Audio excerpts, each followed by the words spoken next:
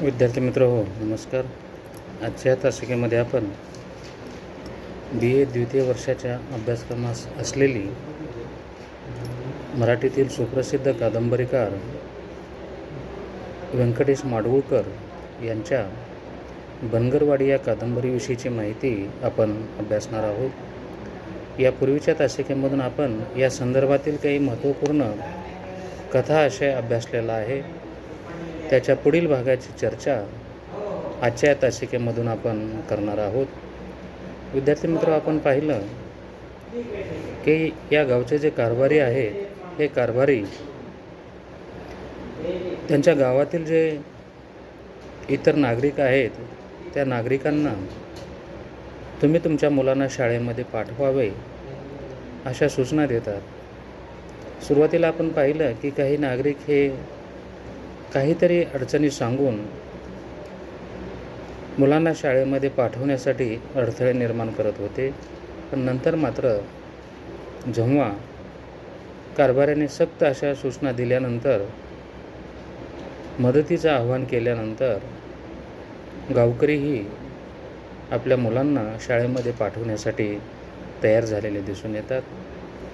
10-12 मुले शाळेमध्ये येतील असा विश्वास कारभाऱ्यांनी राजाराम मास्तरांना दाखवलेला आहे. आणि राजाराम मास्तर देखील जर शाळेमध्ये उद्यापासून मुलं आली तर आपण आपलं जे प्राथमिक कर्तव्य आहे, जे अध्यापनाचं किंवा ज्ञानदान करण्याचं, ते आपण चांगल्या पद्धतीने करू शकू अशी एक समाधानाची भावना राजाराम मास्तरांच्या मनामध्ये देखील निर्माण झालेली दिसून येते. कारभाऱ्यांचा निरोप घेऊन रात्रीच्या वेळी ते आराम करताना दिसून येतात. या संदर्भामधील जी चर्चा आहे त्याचा उल्लेख कादंबरीकारांनी पुढील प्रमाणे केलेला दिसून येतो. आत जाऊन मी चादर अंथरली आणि धोतर पांघरून पडलो. तर राजाराम मास्तरांनी सुरुवातीलाच अगदी मोजकं साहित्य आपल्या गावाकडून ते घेऊन आले होते. त्यापैकी चादर, धोतर, थोडेसे कपडे आणि काही भाकरी ते या ठिकाणी घेऊन आलेले होते. दुपारचं जेवण वगैरे त्यांनी केलेलं आहे आणि संध्याकाळची आरामाची तयारी, झोपेची तयारी त्यांनी केलेली दिसून येते. मग आत जाऊन त्यांनी चादर अंथरलेली आहे आणि धोतर पांघरून ते पडलेले आहे. चिमणीला निरोप दिला, बाहेर बोलणी चाललीच होती, माझा डोळा लागला. अशा पद्धतीने त्यांनी झोपण्याची तयारीही केलेली आहे. आणि नंतर मात्र चिमणीला निरोप दिला. आनंदाने जी चिमणी राजाराम मास्तरांना आणून दिलेली होती, ती चिमणी त्यांनी विझवलेली आहे, म्हणजे शांत केलेली आहे. कारण रात्रीच्या वेळेला काम झाल्यानंतर त्या प्रकाशाची काही आवश्यकता नव्हती, म्हणून त्याने ती चिमणी शांत केलेली आहे आणि त्याने पडून राहिलेली आहेत. आणि काही वेळानंतर त्यांना झोप लागलेली दिसून येते. मध्ये जागा झालो तेव्हा बाहेर चांद उगवला होता. तर पूर्ण बोलीभाषा आहे. व्यंकटेश माडगूळकर राजाराम मास्तरांच्या माध्यमातून त्यांच्या मनातील जे विचार आहेत, भावना आहेत, ते शब्दरूपाने इथे व्यक्त करताना किंवा चित्रित करताना दिसून येतात. तर रात्री झोप लागलेली आहे, परंतु मध्यंतरी जेव्हा जाग आली तेव्हा राजाराम मास्तरांच्या निदर्शनास असं आलेलं आहे की बाहेर चांद उगवलेला होता, म्हणजे चंद्र, चांद म्हणजे चंद्र उगवलेला होता. आणि रात्रीच्या वेळी जे काही मंडळी त्या ठिकाणी होती, ती मंडळीपैकी कोणी चावडीत, कोणी पटांगणात बसल्या जागीच घोंगडे खालीवर घेऊन मुरगाळून त्याच ठिकाणी झोपले होते. म्हणजे आपल्या घरी न जाता ते त्या ठिकाणी शाळेच्या परिसरामध्ये, चावडीमध्ये जिथेच मोकळी जागा असेल तिथे त्यांनी रात्र त्या ठिकाणी घालवलेली दिसून येते. ते तिथेच आराम करत होते. रात्रीची झोप तिथेच त्यांनी घेतलेली आहे. आकाश निरभ्र होते आणि सुरेख चांदणे पडले होते.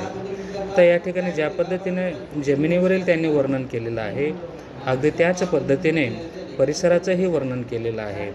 मग ते आकाश असेल, निरभ्र चांदणे असतील, चंद्र असेल, आणि प्रकाश व्यवस्थेचं वर्णनही, निरभ्र आकाशाचं वर्णनही या ठिकाणी सुरेखपणे केलेलं दिसून येतं. बाहेर बराच वेळ मी उभा राहिलो आणि अशा रात्रीच्या वेळेला मध्यंतरी त्यांना जेव्हा जाग आलेली आहे तेव्हा त्या शुभ्र चंद्रप्रकाशामध्ये ते बाहेर उभे राहतात आणि आजूबाजूचा परिसर जो आहे तो त्या ठिकाणी पाहून घेतात. रात्रीच्या वेळी जे त्यांना दिसलेलं आहे त्याच्याविषयीची चर्चा किंवा त्याविषयीची मांडणी कादंबरीकाराने पुढील प्रमाणे या ठिकाणी केलेली दिसून येते. सुरेख चांदणे पडले होते बाहेर, मी बराच वेळ उभा राहिलो. समोर गावाच्या कडेला 2 बुटकी छपरे होती. तर इथे त्यानं जो भाग वर्णन केलेला आहे की गावाच्या कडेला 2 बुटकी छपरे होते, म्हणजे लहान लहान छपराची घरं त्यांच्या निदर्शनास आलेली आहे. त्यांच्या सावल्या पडल्या होत्या, मग चंद्रप्रकाशामध्ये त्या 2 बुटक्या घराच्या सावल्या देखील त्यांना पडल्या आहेत, म्हणजे शुभ्र चंद्रप्रकाश त्या ठिकाणी होता हे आपल्या लक्षात येईल. मधल्या बोळातून पलीकडच्या दगडांचा खिळगा दिसत होता आणि दुसरीकडे त्यांनी जेव्हा पाहिलेलं आहे तेव्हा त्या मधल्या बोळातून पलीकडच्या दगडांचा, म्हणजे दगडाने असे एकावर एक रचलेली त्यांना थर तिथे दिसून आलेला आहे. त्या दगडांचा खिळगा असं त्या ठिकाणी म्हटलेलं आहे. आता आज जर आपण या ठिकाणी पाहण्यासाठी गेलो तर ग्रामीण भागामध्ये सहसा आजच्या परिस्थितीमध्ये हा भाग अगदी अल्प प्रमाणामध्ये शक्यतो तर दिसणारच नाही, परंतु अतिशय दुर्गम भागामध्ये, ग्रामीण भागामध्ये जरी आज आपण पाहिलं तर चांगल्या पद्धतीची घरे आज अस्तित्वात असलेली आपणास दिसून येतात. अपवादात्मक प्रसंगी काही ठिकाणी अशा जुन्या पद्धतीची घरे असू शकतात, परंतु काळानुरूप बराच बदल झालेला दिसून येतो आहे. पण कादंबरीकाराने जो भाग वर्णन केलेला आहे तो तत्कालीन परिस्थिती असल्यामुळे जे काही त्यांच्या निदर्शनास आलेलं आहे ते त्यांनी या माध्यमातून चित्रित केलेलं दिसून येतं. मधल्या बोळातून पलीकडच्या दगडांचा खिळगा दिसत होता आणि त्या पलीकडे मोकळे रान दिसत होते आणि त्या बाजूला मोकळं रानही त्यांना दिसलेलं आहे. लांबच लांब पसरलेले रान, दूर फिकट दिसणारी झुडपे. मग या ठिकाणी रात्रीच्या वेळी त्यांनी जेव्हा पाहिलेलं आहे मग त्यांना सर्व दूरपर्यंत मोकळं रान दिसलेलं आहे. जिथपर्यंत पाहिल तिथपर्यंत लांब रान दिसून आलेलं आहे. फिकट दिसणारी झुडपे रात्रीच्या वेळेला त्यांच्या नजरेला जेवढे काही दिसत आहे त्यामध्ये असं मोकळं पसरलेलं रान दिसतं आहे आणि काही ठिकाणी त्या रानामध्ये पसरलेली झुडपे जी आहेत झाडाची ते त्या ठिकाणी दिसत आहेत. आणि जिथे मी उन्हाचा येऊन बसलो ते लिंबाचे झाड शांत उभे होते. म्हणजे याच वेळी रात्रीच्या वेळी जेव्हा त्यांनी हा पूर्ण परिसर पाहिलेला आहे तेव्हा त्यांनी दुपारी सर्वप्रथम या बनगरवाडी गावामध्ये जेव्हा आले होते आणि ज्या लिंबाखाली येऊन बसलेले होते ते लिंबाचं झाड देखील त्यांना दिसतं आहे आणि ते झाड देखील आता शांतपणे उभे होते. त्याच्या वरच्या टोकाला 4 पांढरे शुभ्र बगळे स्तब्ध बसले होते आणि ज्या लिंबाच्या झाडाखाली दुपारी येऊन बसले होते तोच लिंबाचं झाड रात्रीच्या वेळी जेव्हा ते पाहतात तेव्हा ते लिंबाचं झाड ते शांतपणे त्यांना उभं असलेलं दिसून येत आहे. आणि जेव्हा त्यांच्या लिंबाच्या झाडाच्या वरती त्यांची नजर गेलेली आहे तेव्हा बगळे देखील त्या ठिकाणी बसलेले दिसून आलेले आहेत.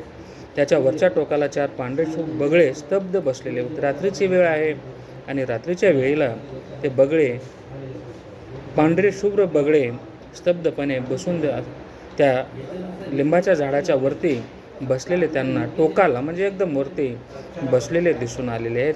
एकंदरीत हा जो भाग आहे या माध्यमातून व्यंकटेश माडगुळकर यांनी राजाराम मास्तराच्या दृष्टीस जे जे दिसलेलं आहे, त्यांनी जे जे पाहिलेलं आहे ते त्या ठिकाणी शब्दबद्ध करण्याचा प्रयत्न वास्तवपणे इथे केलेला दिसून येतो. विद्यार्थी मित्रो, या संदर्भामध्ये बनगरवाडी या कादंबरीच्या माध्यमातून राजाराम मास्तर यांना जे जे काही अनुभव आलेले आहेत त्याविषयीची मांडणी या कादंबरीच्या माध्यमातून व्यंकटेश माडगुळकर यांनी केलेली दिसून येतो. आजच्या तासिकेमध्ये आपण इथेच थांबूयात. धन्यवाद.